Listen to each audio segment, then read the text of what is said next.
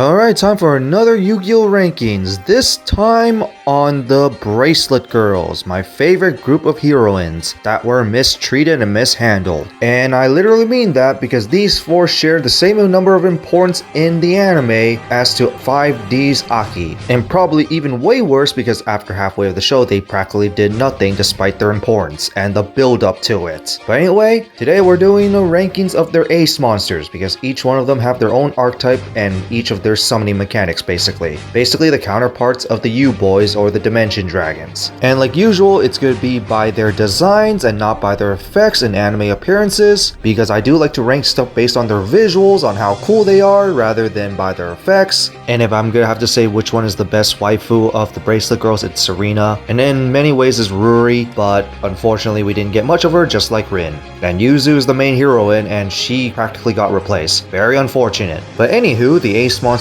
are Musa, the Melodious Melstra, Luna Light or Moonlight Cat Dancer, Witch Witter Bell, Lyricist, Assembled Nightingale. These being the main aces of each of the respective Bracelet Girls, and each of them have at least one evolve form. So evolve forms will be counted here, although the best girl actually gets two because of further evolution, spoiler alert. And fun enough, they're all fusions, and if you watch the anime, the fusion dimension were practically the main antagonists of the anime, which were all brainwashed and of course were using fusion monsters as their evolve forms of their aces. It's just unfortunate that the main heroine itself didn't get to duel in the brainwash state, and two of them get to use their actual archetype. But anyway, other than that, let's just begin.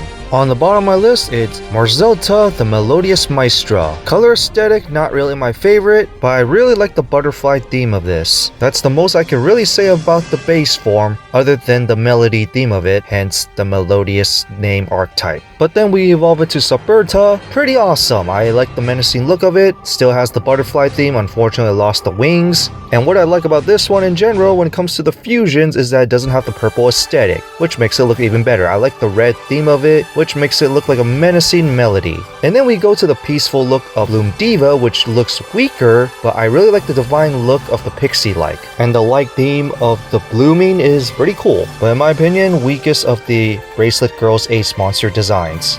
Next to number 3, Witch Witter Bell. Base form design looks okay, and in my opinion looks cooler than Marzelta due to the snow aesthetic on it, and it fits really well for a synchro monster in my opinion. In a way, I kinda like the witch theme of it as well, hence the archetype name, Witch. I like the aura around it, and especially kind of the arm wings, but in my opinion it looks weird for a base form ace monster, but I'll still take it. But when we evolve it into Crystal Bell, yes, it does contain the fusion theme, hence the corrupted look of it, and I really like the design, especially the bell dress. This one definitely looks a lot more menacing and cooler. I especially like the witch queen like design of this aesthetic. It looks really awesome. And funny enough, we got a synchro variant of this ace monster too if we actually do not have it corrupted, that being Diamond Bell, but unfortunately that was never in the anime, so that's not coming here. Number 2, Lyricist, Assemble Nightingale. Aesthetic wise, I really like the peaceful bird look. The wing design looks pretty good as well, and I really like the bird aesthetic here. And the peacefulness of the bird design compared to the opposite of the Dark Rebellion, basically, I really like that aesthetic. In fact, it looks like a powerful bird that can sing, hence it's another song theme here. But aesthetic wise, it looks great. Evolve it into Independent Nightingale. Yes, purple aesthetic fusion and the corrupted look, I really like, especially it looks a lot more menacing in my opinion, especially with the fangs. I really love that part. In my opinion, these fusion monsters are basically force fusions plus their corruption.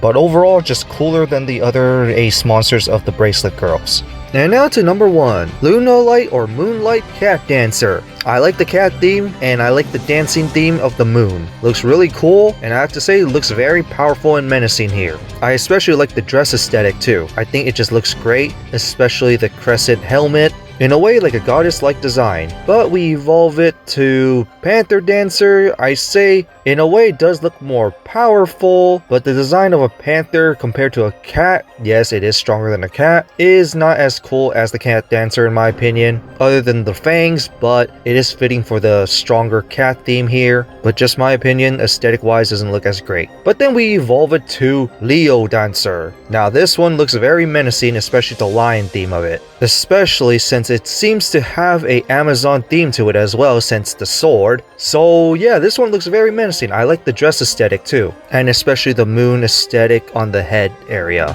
So yes, out of all the ace monsters of the Bracelet Girls, I think Serena's has the best design. So that's it for this rankings of the Bracelet Girl ace monsters. What do you guys think of it? And based on its design and not by their effects. Like I said, this is my opinion, so you can have your own opinion on how would you like to rank them, especially for archetypes. Which one is your favorite? I personally like the Moonlight's the best. In fact, I used to have a Moonlight deck before I sold it, but I might actually rebuild it since it's pretty cheap. But overall, I kinda like some of the interesting styles of the Bracelet Girl archetypes. It's just too bad the characters are underused despite the importance in the anime. In fact, because they're so important and basically counterparts of the U-boys, they really should have been utilized more.